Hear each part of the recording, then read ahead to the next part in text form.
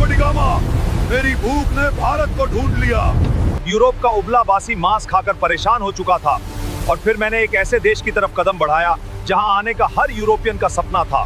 तो वीडियो को पूरा देखें और चैनल को सब्सक्राइब कर लीजिए। कल्पना कीजिए 15वीं शताब्दी के यूरोप की बर्फ से ढकी सर्द रातें, कड़कड़ाती ठंड और खाने की मेज पर रखा हुआ बेस्वाद उबला हुआ या नमक में लपेटा हुआ सूखा मांस। उस दौर में यूरोप के पास न तो आज जैसी सुख सुविधाएं थीं और न ही खाने में कोई स्वाद। उन्हें अपने मांस को लंबे समय तक सुरक्षित रखने और उसमें जान डालने के लिए एक जादुई जड़ी बूटी की सख्त जरूरत थी और वह जादू था मसाला, काली मिर्च, लौंग, दालचीनी और इलायची। लेकिन दिक्कत यह थी कि ये मसाले उनके यहाँ नहीं उगते थे। ये आते थे एक रहस्यमयी, दूरस्थ और परिकठाओं जैसे देश से, जिसे दुनिया भारत कहती थी। भारत उस समय दुनिया का वो खास स्थान था जहाँ हर कोई जाना चाहता था, लेकिन किसी के पास वहाँ का सीधा रास्ता या नक्शा नहीं था। सदियों से अरब के व्यापारियों ने इस रास्ते पर अपना दबदबा बना रखा था। वे भारत से सस्ते दाम में मसाले खरीदते और रेगिस्तानी रास्तों से होते हुए यूरोप के बाजारों में उसे सोने के भाव बेचते थे। अरब के व्यापारी यूरोपियनों के लिए वो सख्त कर वसूलने वाले बन गए थे, जो कहते थे या तो हमारी मुंह मांगी कीमत दो या फिर अपना वो फीका और सड़ता हुआ मांस खाते रहो। यूरोप के राजा इस बात से बौखलाए हुए थे, खासकर स्पेन और पुर्तगाल के शासक। उनकी रातों की नींद उड़ चुकी थी। उन्हें भारत चाहिए था, लेकिन जमीन के रास्ते से जाना मुमकिन नहीं था, क्योंकि बीच में उस्मानिया साम्राज्य जैसी विशाल दीवार खड़ी थी। तब पुर्तगाल और स्पेन के राजाओं ने अपनी अपनी दूरबीनें उठाई और समंदर की उठती हुई खूंखार लहरों की तरफ देखा। उन्होंने तय किया कि जमीन का रास्ता बंद है तो क्या हुआ, हम पानी का सीना चीरकर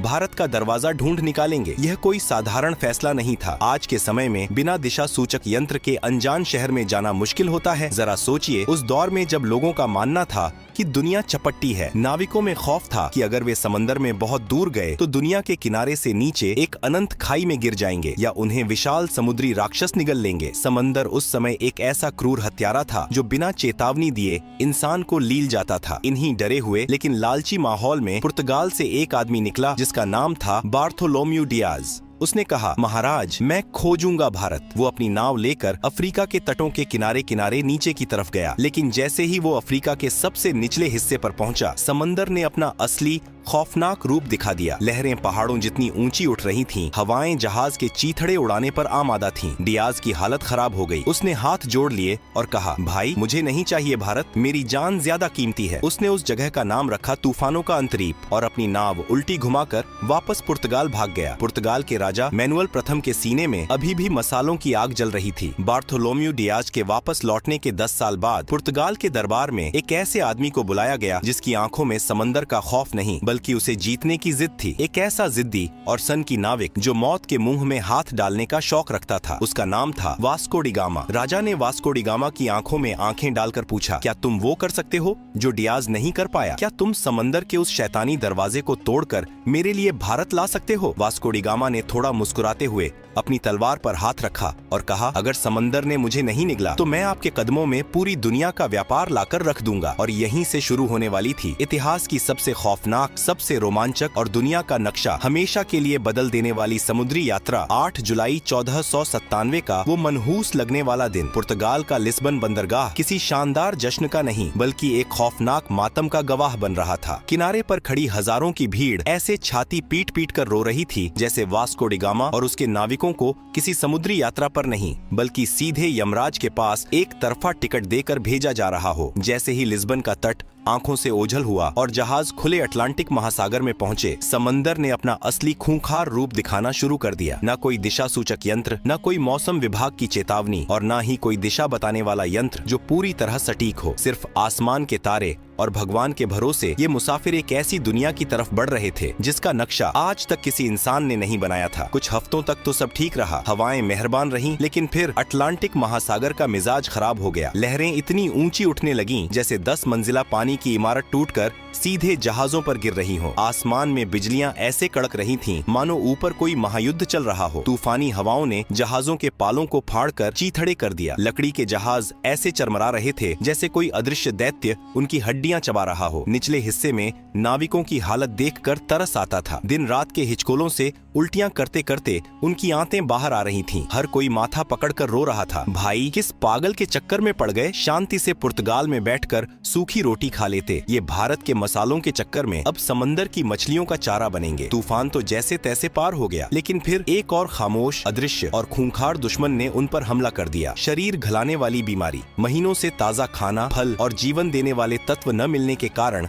नाविकों के मसूड़ों से खून बहने लगा। उनके दांत सड़कर टूट टूट कर हाथों में आने लगे। शरीर पर बड़े बड़े छाले पड़ गए और भयानक बदबू उठने लगी। जहाज का निचला हिस्सा एक तैरते हुए अस्पताल और मुर्दा घर में तब्दील हो गया था। रोज किसी न किसी नाविक की लाश को एक भारी पत्थर बांधकर समंदर में फेंका जा रहा था। बचे हुए नाविकों का सब्र अब पूरी तरह जवाब दे चुका था। उन्होंने वास्को डी गामा के सामने बगावत कर दी। वो घुटनों के बल गिरकर गिड़गिड़ाने लगे, कप्तान हमें माफ करो, वापस चलो। हमें नहीं चाहिए कोई भारत, हमें नहीं चाहिए कोई सोने की चिड़िया या मसाले, हमें बस जिंदा अपने घर जाना है। लेकिन वास्को डी गामा कोई आम इंसान थोड़ी था। वो एक नंबर का जिद्दी, कठोर और सनकी आदमी था। उसने अपनी तलवार निकाली और एक ऐसा काम किया जिसे देखकर नाविकों की हालत खराब हो गई होगी। उसने दिशा बताने वाले सारे उपकरण समंदर में फेंक दिए और चीख कर बोला, सुन लो कान खोलकर, अब हमारे पास लौटने का कोई रास्ता नहीं बचा है। या तो हम भारत पहुंचेंगे या फिर ये समंदर ही हमारी सामूहिक कब्र बनेगा। अगर किसी ने वापस जाने की बात की तो समंदर बाद में मारेगा, मैं उसे पहले अपने हाथों से काट डालूंगा। उस आदमी के इस पागलपन और खौफनाक जुनून के आगे शायद मौत को भी पसीना आ गया होगा। और तभी वो सबसे खौफनाक घड़ी आ गई। वे अफ्रीका के उस सबसे निचले सिरे पर पहुंच गए थे जहां 10 साल पहले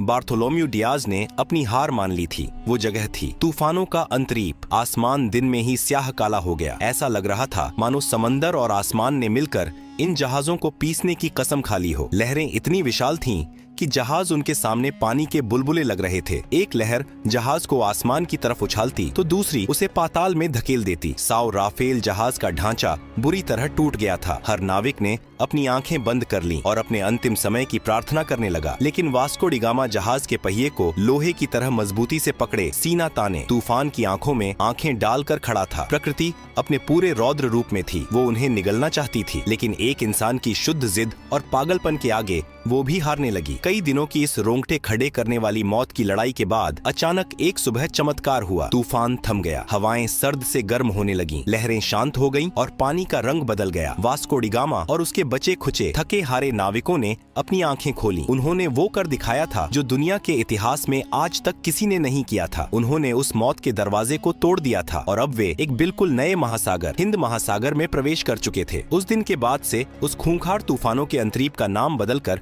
हमेशा के लिए उम्मीद की किरण रख दिया गया, क्योंकि अब उन्हें यकीन हो गया था कि भारत का रास्ता यहीं से जाता है। लेकिन कहानी अभी बाकी थी मेरे दोस्त। वे हिंद महासागर में तो आ गए थे, लेकिन भारत अभी भी बहुत दूर था। और सबसे बड़ी मुसीबत ये थी कि ये समंदर उनके लिए बिल्कुल नया था। यहाँ का पानी, यहाँ की हवाएं, सब कुछ अनजान था। उन्हें नहीं पता था कि भारत किस दिशा में है। उन्हें अब एक ऐसे इंसान की सख्त तलाश थी जो इस अनजान पानी का उस्ताद हो, जो उनका हाथ पकड़कर उन्हें उस स्वर्ण भूमि तक ले जाए। उन्हें एक स्थानीय राहगीर चाहिए था जो आज के सजीव नक्शे की तरह उन्हें सीधा रास्ता दिखा सके। और वो इंसान उन्हें मिलने वाला था पूर्वी अफ्रीका के मालिंदी तट पर। एक ऐसा आदमी जिसकी एक उंगली के इशारे ने पूरी दुनिया का भूगोल और इतिहास हमेशा के लिए पलट कर रख दिया। अफ्रीका के पूर्वी तट पर मालिंदी नाम का एक शांत और खूबसूरत बंदरगाह था। मौत के समंदर को पार करने के बाद वास्को डी गामा के टूटे फूटे जहाज और उसके बदबूदार थके हारे नाविक जब वहां पहुंचे तो उनकी हालत जिंदा लाशों जैसी हो चुकी थी। उन्हें बस एक ही चीज की तलाश थी, कोई ऐसा इंसान जो उन्हें उस रहस्यमयी भारत तक ले जाए। उन्हें आज के दौर का एक जिंदा नक्शा चाहिए था। और यहीं पर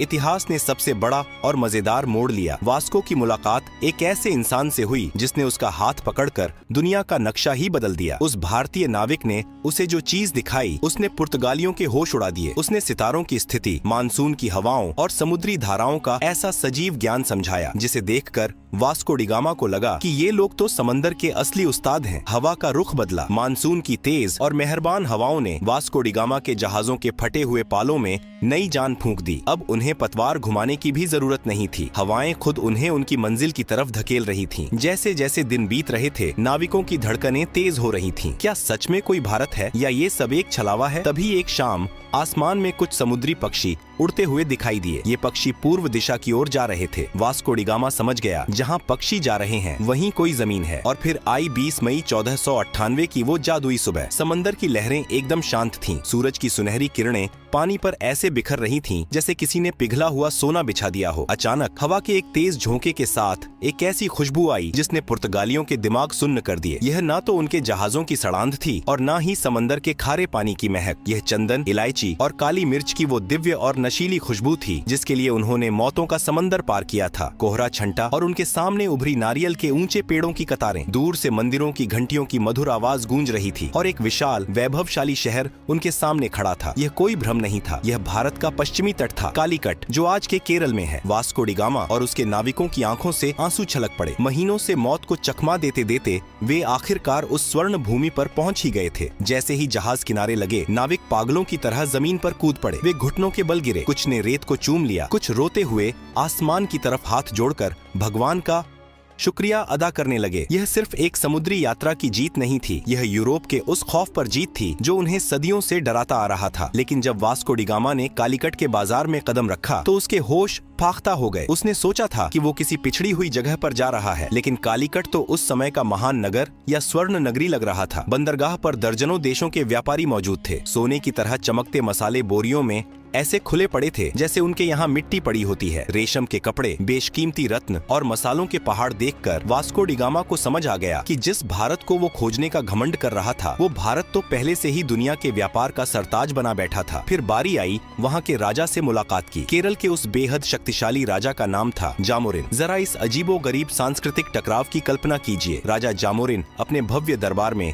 एक ऊंचे सोने के सिंहासन पर बैठे थे। उनका पूरा शरीर बेशकीमती गहनों, सोने की मोटी जंजीरों और हीरों से लदा हुआ था और उनके सामने खड़ा था वास्को डी गामा, जिसने महीनों से ठीक से नहाया नहीं था, जिसके कपड़े फटे पुराने और अजीबो गरीब थे। वास्को डी गामा ने थोड़ा अकड़ते हुए राजा को अपना उपहार पेश किया। अब सोचिए वो पुर्तगाल से क्या लाया था। कुछ सस्ती लकड़ियाँ, कुछ ऊनी टोपियाँ, पीतल के बर्तन और शहद। ये देखकर राजा जामोरिन के दरबारियों को जोर की हंसी आ गई। उन्होंने सोचा, अरे भिखारी, ये क्या कबाड़ उठा लाए हो? हमारे यहाँ के नौकर भी इससे महंगा सामान पहनते हैं। लेकिन राजा जामोरिन बहुत ही शांत और समझदार थे। उन्होंने भारतीय संस्कृति का पालन करते हुए इस विदेशी मेहमान का स्वागत किया और उसे अपने राज्य में व्यापार करने की अनुमति दे दी। वास्को डी गामा को अभी भी यकीन नहीं हो रहा था। जिस चीज के लिए यूरोप वाले सालों से तरस रहे थे, वो भारत ने उन्हें बिना किसी लड़ाई के ऐसे ही दे दी। लेकिन वास्को की आंखों में अब एक अलग ही चमक आ चुकी थी। वह सिर्फ व्यापार करने नहीं आया था, उसने कालीकट की अपार संपत्ति देख ली थी और उसके लालची दिमाग में अब एक ऐसा शैतानी महायोजना पक रही थी जो अगले कुछ दशकों में पूरी दुनिया का इतिहास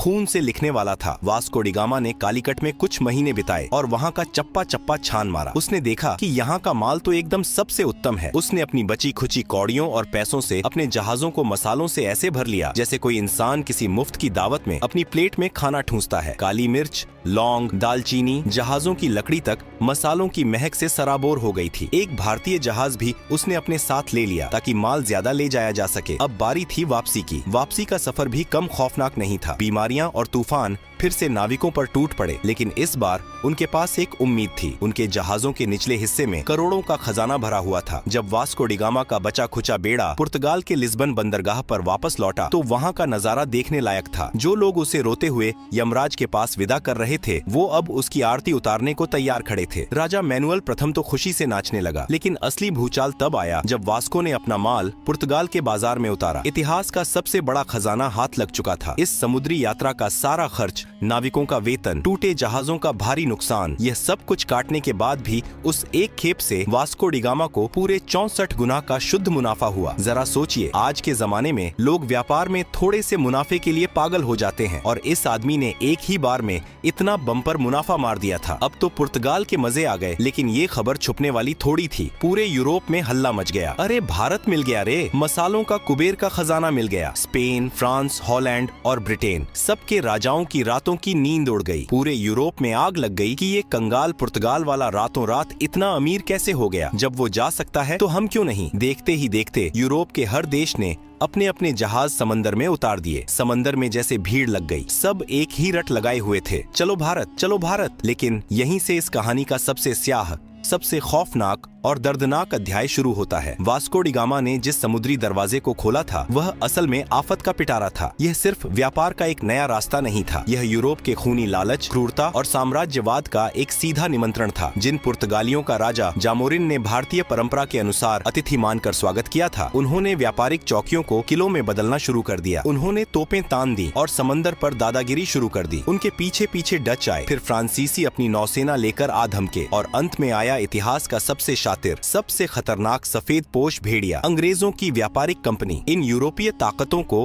अब सिर्फ मसाले नहीं चाहिए थे, उनकी नजर अब पूरी सोने की चिड़िया पर थी। उन्होंने भारत की रियासतों को आपस में लड़ाना शुरू कर दिया। भारत का वो शांत और वैभवशाली तट जो कभी सिर्फ रेशम, मसालों और संस्कृति के आदान प्रदान का वैश्विक केंद्र था, अब बारूद की गंध, तोपों की गूंज और कूटनीति के गंदे खेल से दहलने लगा। जिस देश ने अपनी महान उदारता के चलते एक फटेहाल, थके हारे विदेशी नाविक को पनाह दी थी, उसी देश को इन व्यापारियों ने अपनी गुलामी की बेड़ियों में जकड़ लिया। व्यापार के नाम पर लूट का ऐसा नंगा नाच शुरू हुआ जिसने दुनिया के सबसे अमीर देश की कमर तोड़ दी। सदियों तक भारत के माथे पर उपनिवेशवाद का कलंक थोप दिया गया। भारत का सारा सोना, सारा वैभव जहाजों में भर भर कर यूरोप की तिजोरियों में जाने लगा और वहाँ की सड़कें भारतीय खून पसीने से चमकने लगी। लेकिन क्या भारत सिर्फ एक जमीन का टुकड़ा था जिसे कोई भी नाविक आकर खोज ले और कोई भी राजा आकर जीत ले? नहीं, भारत एक विचार है, एक अजेय और अमर आत्मा है। सदियों की गुलामी, अकल्पनीय शोषण और घोर अंधकार के बावजूद इस आत्मा की आग को कुचला नहीं जा सका। वास्को डी गामा ने भले ही 1498 में भारत की जमीन तक पहुंचने का रास्ता खोजा था, लेकिन दुनिया ने असली भारत को तब जाना जब 15 अगस्त 1947 को इस देश ने अपनी छाती पर रखी गुलामी की बेड़ियों को एक झटके में तोड़कर फेंक दिया। जब लाल किले की प्राचीर से आसमान में तिरंगा शान से लहराया तो दुनिया को यह परम सत्य समझ में आ गया कि भारत को कोई खोज नहीं सकता। यह वो सनातन सत्य है जो हमेशा से था, है और अनंत काल तक रहेगा। और इस तरह मसालों की एक हल्की सी खुशबू से शुरू हुई एक खौफनाक समुद्री यात्रा ने दुनिया को उसका सबसे बड़ा सबक सिखा दिया कि आप सोने की चिड़िया को कुछ वक्त के लिए पिंजरे में तो कैद कर सकते हैं, लेकिन उसकी उड़ान को हमेशा के लिए कोई नहीं रोक सकता।